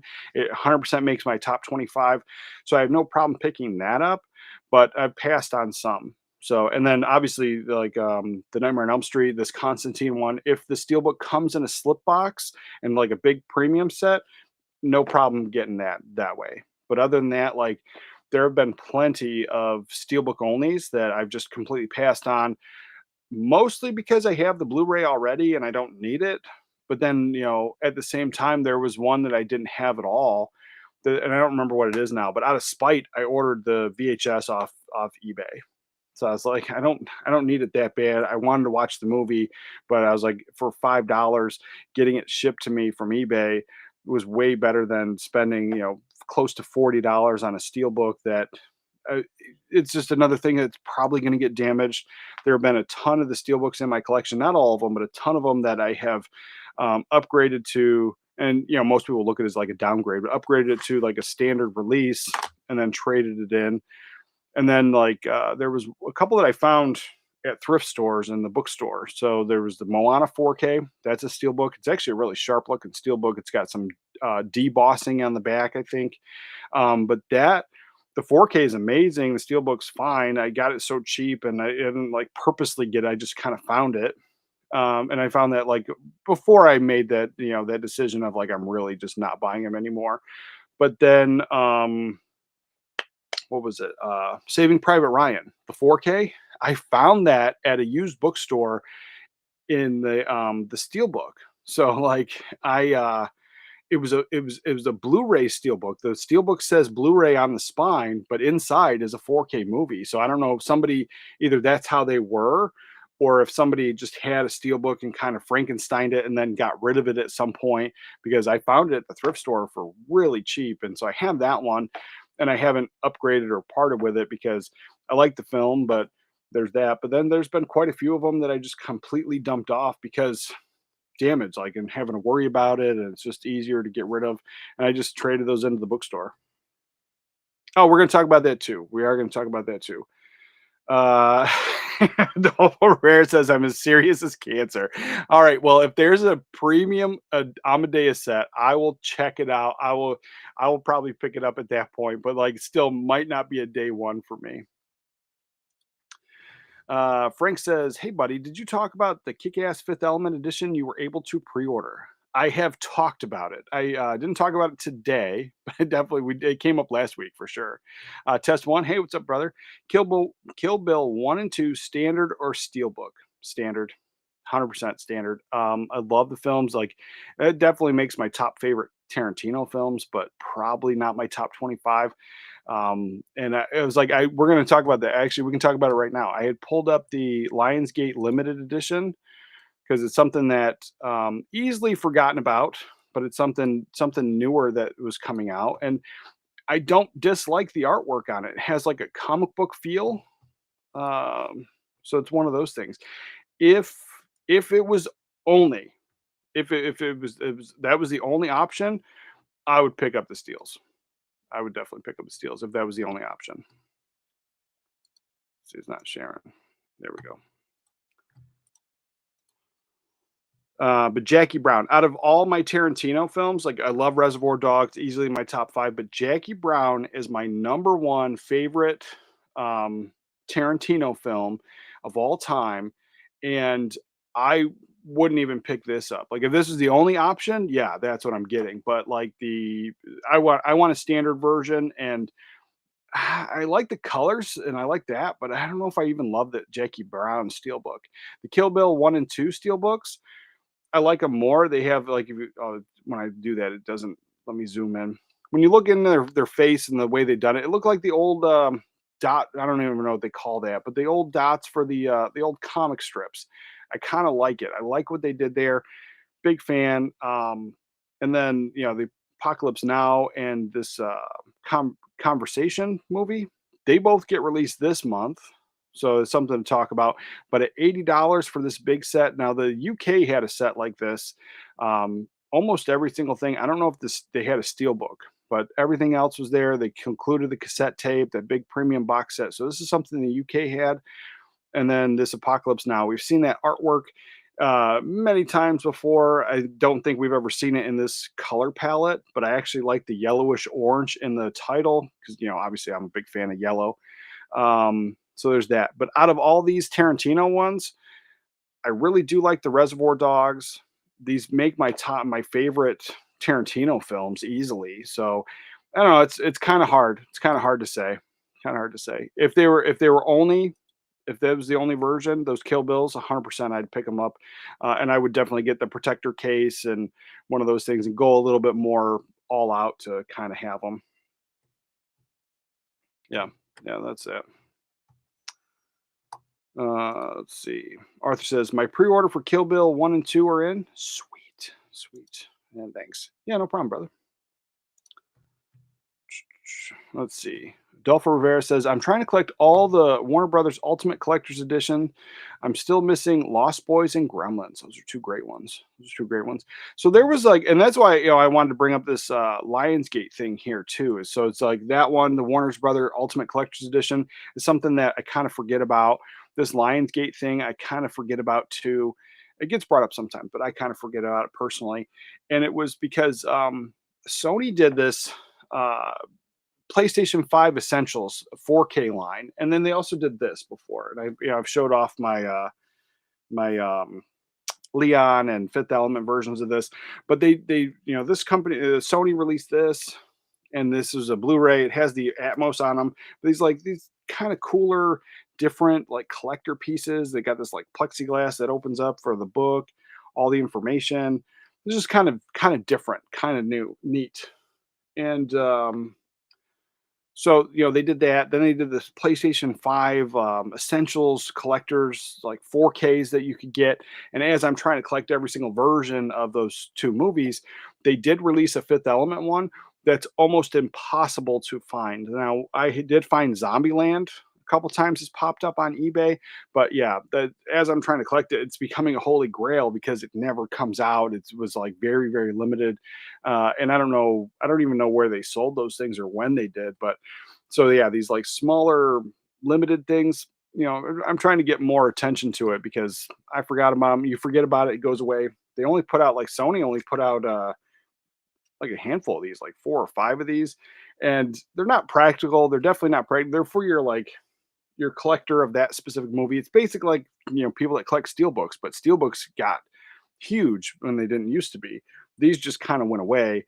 And for most people, I'm sure they think that's stupid. It doesn't sit on the shelf very nicely. And I'm sure if you mess with it enough that that plexiglass will get all scratched up. There's that. But then let's see what do we got. There's that. Constantine, we talked about that. There's this old classic here, and I'm glad they're doing it. Lion in Winter. So it's something that uh, I don't necessarily think I need it, but I didn't even know it existed. I've never, I like Audrey Hepburn, huge fan, but Katharine Hepburn, I've, I can't even tell you if I've even seen many of her movies. I've never really been a huge fan, but Peter O'Toole, I do like him. So this movie, Lion in Winter, I'm glad they're restoring all these older films and they're putting them out and bringing new eyes to it because I've just loved cinema since I was a kid, and this is something that I probably would have watched back in the day if it was on TV. But to pick it up, and it's $23, so it looks like a UK version of this movie. But either way, Lion in Winter, uh, sword fighting. I don't know exactly what it is, but you're looking history, biography, drama, period piece, and then some of the let's see. There's the artwork on it. I don't hate the artwork on it. Studio Canal's putting it out. The only thing I always ever hate is this the rating label that they put on the front cover. But other than that, not bad. And they're doing this vintage classics line. So in the Big Ugly Banner, I would accept this vintage classics line, Big Ugly Banner, before like the or the 4K Ultra HD, repeating that nonsense. So not bad. I didn't even know this line existed. So I'm going to keep my eye out on that. I don't think it's something I need to collect everything, but Lion in Winter, it's just a nice old classic from the 60s. Can't recommend it at all, but I enjoy the fact that they're restoring this stuff. So if you're into it, check out the trailer. It might be for somebody. Then we have March. We already talked about the Arrow releases. That came up twice because I put the wrong link in. This one here. So this was a rumor a while ago. So now we have some solid stuff. The pre-order is still not available, it looks like, but March 11th, and this is this Stallone. Um, let's see. I guess you can consider this a disaster film. Let's see. Let's see. Got that. So this one is Daylight. So this is something that I remember watching when it first came out. I watched it a couple of years ago, I think, and it's one of those things that I think it just either way it just falls into a disaster film for me, and it just felt like a one and done. So it's one of those things that I would definitely wouldn't mind revisiting it if I had the VHS, the DVD. I don't know if I need this one, but I like the fact that all these 90s films are getting restored. They're getting put on 4K. And I know that a lot of people like this one. I think it falls more under a cult classic, though. Let's see. And yeah, that one comes out in March. So yeah, Kino Lorber, not a bad deal there. I would love to get some more. There's some more Stallone films. I don't think Tango and Cash has a 4K yet. That's one I would love to get. It might have 4K, but let me check. There's this one. Let's see. Tango. Yeah, Tango and Cash. No 4K. I would like that on 4K. I'm a big fan of that movie. But this one here, so this is coming out. We're talking about, I'm pretty sure it's a 40th anniversary edition. So this is another one that I have the Blu-ray. I don't feel that I need this. It's a fine film. I'm happy with my Blu-ray. I don't revisit it enough to enjoy it. It probably gets watched once every 2 years in that range. But Re-Animator, this is a cult classic. I've heard about this my whole life. So this definitely has like a cult following, people that love this film. And it's coming out of Ignite Films, that's a new label for me. I don't know how long they've been around or how many films that they've put out, but let's pull this up. Seems like not a lot. So seems like they've only put out 14 titles. Invaders from Mars. Let's see. I'm going to share this. Close this out. All right. So if we go into Ignite Films, they've only put out 14 films, and that being one of them. So they only have those available, and not really 14 titles. So you have just 3 titles, it looks like. So you have Re-Animator, this Invaders from Mars, and G.I. Joe. So 3 titles, some 4Ks and Blu-rays. So it seems like a newer company. Yeah, I've never heard of them at all. But the Re-Animator set they're putting out, I like the artwork on it. I don't mind that at all. I love the green. I just really do wish that they took advantage of it. It seems like a boutique label. I think that anybody would take advantage of this and make the case the green color of the liquid. Like that would just be. I think they're just missing the mark on it. I mean, the artwork I think is dope, but yeah, if that was in a green case, it would be, I think, top notch. It would probably push me over the edge to want to double dip on it. But yeah, it definitely was never one of my day ones there. And even if this was on sale, I don't know if I would actually need that one. Like I said, I don't watch the movie often enough. And as far as like those body horror type zombie movies, like I think it's fun. I totally think it's fun. I've never seen the sequel, but this is one that, yeah, yeah, I'm happy with my Blu-ray. And last, we have the Imprint March releases. So this is something that obviously I talk about them all the time. Huge fan. And these ones, I'm trying to get all of them. I don't know if I'm going to get all of them. I'm trying to get all of them. But we have some things that I was interested in. But like as I start reading the press release on them and everything that's coming out, I'm intrigued. I'm intrigued by all of these. Let's see. And then, Imprint. I try to get them all. I like them. Obviously, I don't get them all, but I try to. But like the only one like I know that I hard passed on recently was Blair Witch. It's because I never cared for the film. I didn't care for it back then, and I haven't cared for it on the revisit. But these ones here, have not seen any of them. But Factory Girl has been on my radar for a long time. It's something I have wanted to see, and this one here with what's his nuts? Is it Hayden Christian Anderson? Hayden Christian there. The Shattered Glass, looking for that, and then Dennis Quaid's Savior. So those are one that I was 100% like on my radar. And as I read the press release for all these, I was kind of into them. So as we go into this, you can grab, and that's the Aussie price. Let's see. A lot of people do the the whole bundle, and so there's times where people don't like everything. And so if you get the whole bundle, let's change this to US price. If you spend $240 for them, you get free international shipping. So it is on the higher thing. That's why a lot of people do the bundles and then they only keep what they like and sell what they don't. You see a lot of these pop up on eBay and they almost always go for the price that was being, asked for here. So this one here, Man Bites Dog, killer comedy, Savior, Hope is Worth Fighting For, and Shattered Glass. This is the one here. Let's see. Let's see, that's not it. I didn't click on that one. Okay, here we go. Shattered Glass.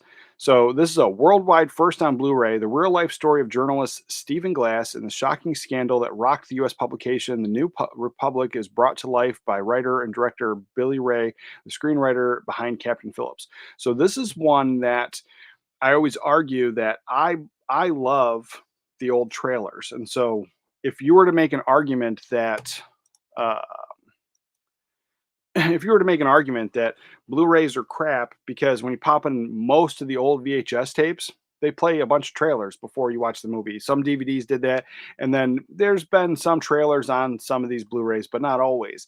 So if you made that argument that they're crap just for that fact, I would listen to that argument because one of my absolute favorite things to do is pop in one of these old tapes, watch them, and then the trailers, and then re-find movies that either I missed completely or something I just never even, I just didn't remember at all. And so the other day I was watching something and that trailer popped up, Shattered Glass. And so it's something that it was on my radar only because I saw the trailer very recently. So yeah, so those ones, I'm definitely trying to get all of them. Looking forward to it, because I love Imprint. Big fan. Big fan. Let's see. John says, 80s, what's your Atmos setup? Mine is the JBL 5.1, but I'm in a smaller space. Still killer bass though. Yeah, you can get, in you can get a really good system out of in a small room and just have killer sound. But I have in the room I have now, and it's overkill, and I still want a bigger system. But I have the Bowers and Wilkins, and I have 9 speakers and 2 subwoofers. So my subwoofers are Klipsch 12-inch subwoofers. I think the RS or RW12s. I bought them a few years ago. They're definitely cheaper now. So I don't remember exactly what I paid. I have to go through and like look because like I've got close to about 6 grand into my system, not including my TV, not including my 4K players, but just into my sound system, my speakers, and the wires and all that stuff. So I have and they're older now, but the Bowers and Wilkins, there were 684s, the tower speakers. So the 600 line, that's your it's like your base model into Bowers and Wilkins. Like I want the 803s and to get into that stuff, but we're going from like a price tag of like $1,200 for 2 speakers to now $3,000 used for some speakers. So there's a huge difference in price. So I have those, the 684s. I have I don't remember what my center channel is, but it's matched to that. It's a Bowers and Wilkins setup too. And so I have the Bowers and Wilkins speakers there, and I have 4 LM1s. So they were speakers. I'll pull them up. I can pull up a picture. They're interesting Bowers and Wilkins speakers because most people thought that they looked like computer speakers because I think they had 2 colors, but I got the white ones, and they rock. So there's like a metal base, and then you can move it around because they're meant to be wall mounted or ceiling mounted, and then you can maneuver it around the room. So I'm using those as my height speakers. So I got 4. I got 2 above my head, and I got 2 on the wall, and then I do have these. I have the Bowers and Wilkins surrounds, but I have them in this room because downstairs where I was going to have them, it's totally in the way. The room is not designed for these, so I ended up replacing them with some Klipsch on wall bipole speakers. I don't remember what they were. So these were for the system, but they're up here now. And in this room, I have like a Pioneer SC72 down here. It's another older one. It's before Atmos was a thing, but it still has some height channel speakers. And so I've got some Klipsch stuff in here and that. And I don't know if I'm going to keep the Klipsch, but that's kind of where it was. So the only Klipsch speakers downstairs separate from the subs was the bipole surrounds, and they're okay. They're not voice matched, but for the surround, they work decent. And then I was able to adjust it enough where it's fine. It's fine. But yeah, it's a Bowers and Wilkins 9.2 system basically. And then the receiver, it's a Marantz AVR 7013. That's what I have. Arthur says, any interest in the substance with Demi Moore and Margaret Qualley? The 4K is on pre-order as well. So yeah, that's one that it came highly recommended. I haven't seen it yet, and everyone talks about good things about it, and they all mention the body horror aspect of it. I'm not a huge body horror guy, but I don't mind some of it. Like I do like the movie Society. That's got the whole body horror scene at the end, but it also is kind of a comedy and it's played for laughs. So that's one that I love it. I absolutely love it. So yeah, the substance, it's high on my radar. I don't have it on pre-order yet, but it is something that I want to watch. I want to get into. Yeah, I'm probably just gonna blind buy that one. But it's one of those things where I think I don't need it day one. I don't think I need substance day one. I think it's one of those things where I've got a lot of stuff that I want to get. Like I'm getting the Bewitched and what is it? Bewitched and I Dream of Jeannie sets in January. I got a few of the things here in February and March coming, and then so if there's like a month where there's really nothing I'm into, and it's kind of a smaller month, or maybe I just get one day one purchase, then I might pick up substance at that point. It's one of those things where like I'm like, well, if I throw it in, it's just it just kind of feels like even though if you go through Amazon, I mean, I don't always go through Amazon because I've had such a problem recently. I've been trying to go through direct through the companies lately, but even still, studio releases, I usually go through Amazon still, so, like, even though I'm still getting free shipping, I feel like if I throw a few more things in the cart sometimes, I feel like it's just out of habit, I think I have to do it because, like, most companies, you gotta spend X amount of dollars to get free shipping, so I think I'll just probably end up doing it then, but yeah, it's on the radar, it's something I wanna get, but I haven't pre-ordered it yet. Arthur says, "I watched it first. I thought the body horror was funny.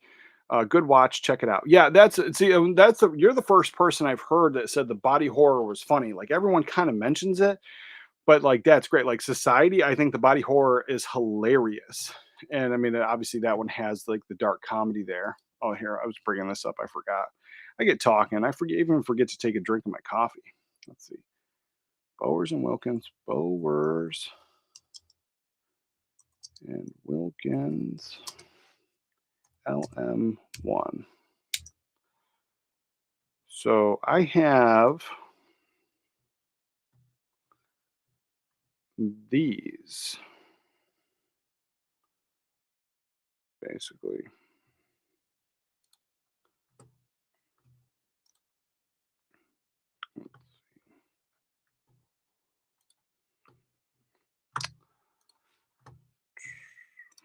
These are what I have in the ceiling, but I have the white ones, and they're decent size. I mean, this is obviously going to make them look small, but like, yeah, I'll move me over here. Let's see. There we go. So these speakers, they're like decent. Like they're decent sized speakers. And so I said I got the two right above my head, and then I got the two above the TV on the wall. And the nice thing about them is they mount like that bottom base.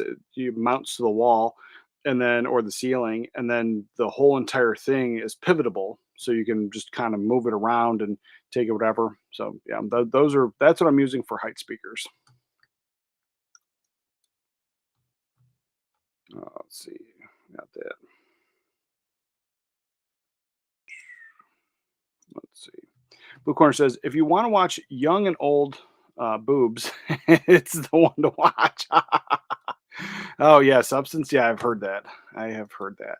So yeah, it's definitely it's on my radar. It's on my radar, but it's one of those things that like yeah, it's like I do like boobs and I do miss that. I think that's one of those things. So like I don't know where I was like there have been so many movies that got praised because they weren't falling into that category of the modern audience and that whole conversation where things have to be a certain way because of being offended and that type of stuff and censored self-censorship or they're bringing up weird stuff like they're just kind of in 20 or 30 years won't matter and so then when somebody watches this movie in 20 years either that whole entire line will just kind of go over their head or it's just like what are you talking about that so it's just like that weird stuff hasn't been in a movie then everyone's like oh my god the movie's so great and then I go watch it and I'm like the movie's okay but it's like it just doesn't have that other crap in it so like I kind of had the vibe that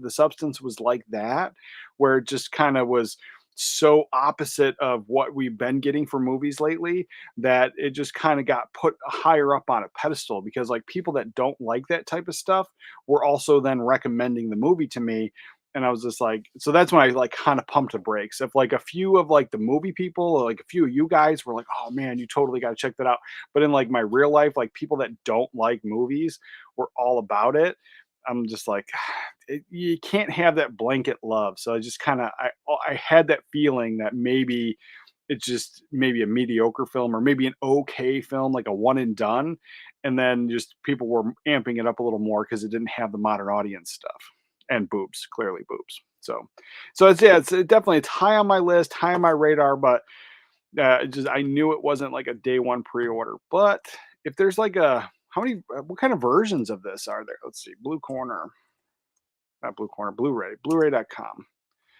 Blu-ray.com, the substance.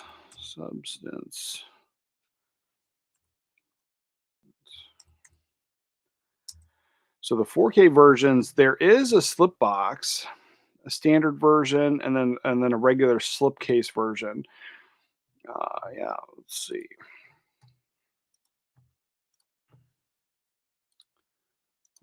Let's see this version here. So this one,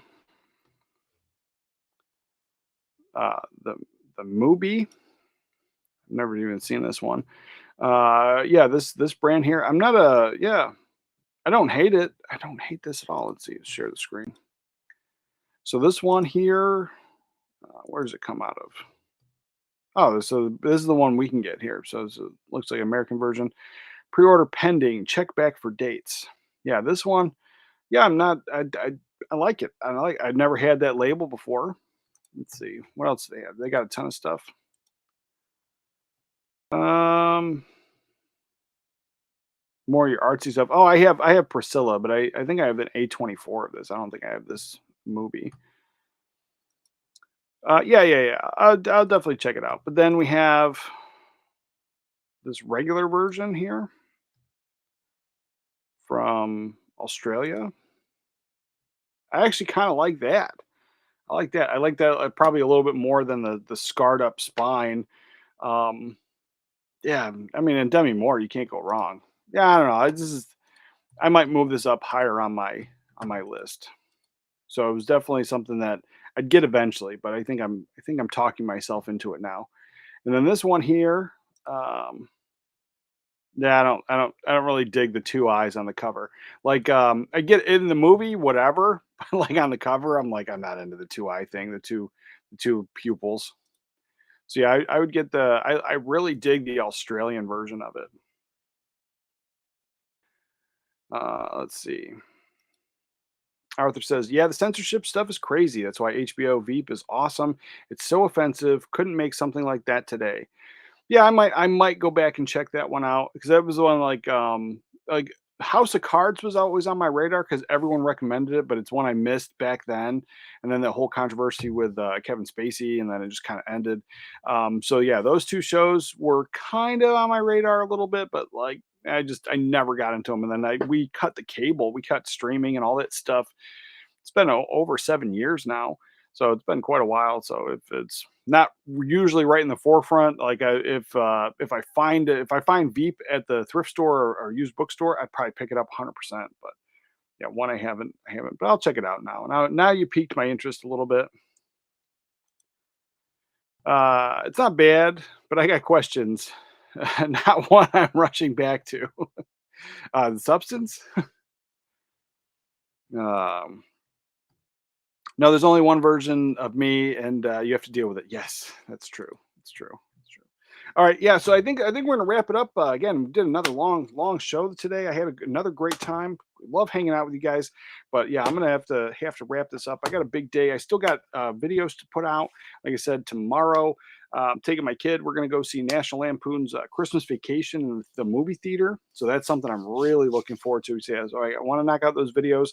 And yeah, so later today is going to be the Christmas haul video, everything that I picked up during the Christmas sales. And so we got Shout Factory, Arrow Video, and who's that? Oh, Kino Lorber. And so then that I did have. So if anybody's interested in Strange Bedfellows, I do have two copies of this. So maybe message me on or DM me on Twitter or Instagram, and maybe I'll just send it to you. But I was like, 'cause I don't even know. Like that's one that I like, but I don't know if like this is like something that people get excited if I did a giveaway. So it's one of those things that, and I have other ones. I have Crimson Peak, and I have some things that I could do the giveaways on. I have some double copies of stuff that I kind of want to get into, and I've done it before too, and so I'm kind of rolling out. So as I do the stuff for the store and all that, and we ship.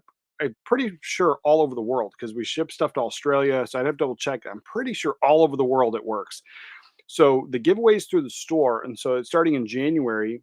Um, Basically, we'll pick a few things. We'll do the giveaways, but then all I do is send you a little code, a little scan code or whatever, QR code, and a link, and then you claim your thing. You can go to the store, you pick it. You can pick your size. You can pick your color.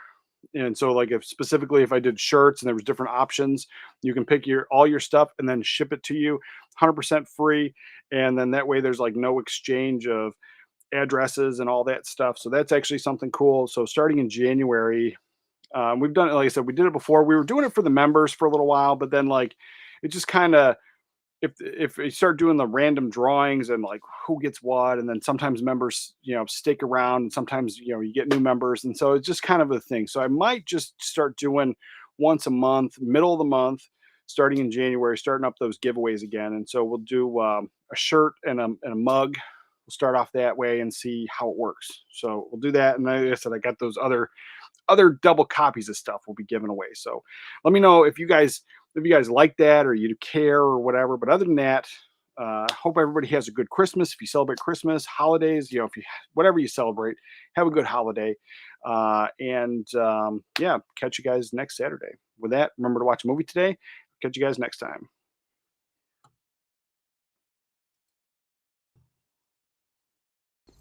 As far back as I can remember, I always wanted to be a gangster. Oh, don't give me a